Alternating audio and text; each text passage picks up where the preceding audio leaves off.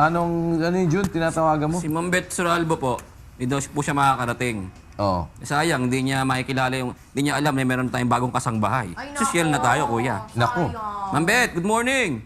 Yes, good morning, Oh, yun. June. Good morning, Kuya. At sa inyo lahat, good morning. Oh, Ma'am Beth, may problema po may gusto pong malinawan si Ginoong Fred Malinaw. Okay, Taga, June. ano po siya, taga Tagig.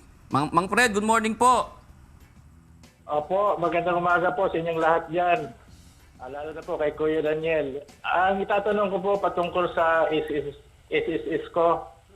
Natigil po kasi ako ng paghuhulog ng ilang taon. Ngayon po gusto ko sanang ituloy ang paghuhulog ko. Kasi po 57 years old na po ako ngayon.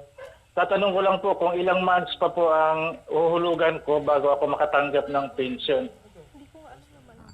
Paano ho makatanggap kayo ng retirement pension po? Kailangan po nakahulog tayo ng 10 taon o katumbas po ng 120 months para po ang pension nyo ay lifetime. 20 months. 120 po. Ano po? 120 months. Opo. Pwede pong mag-follow up. Ano po? Apa.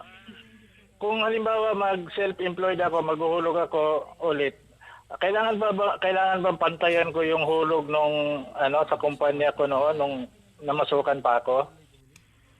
Nasa sa inyo po kung kaya din po niyo pagpatuloy same as kasi pagka kayo po lahat ang magsu-shoulder, siyempre ho mas malaki yung babayaran yung monthly kesa po yung may employer. Kasi ang employer po halos sa 3/4 yung sinasagot dun sa contribution at sa inyo ay 1/4 lang.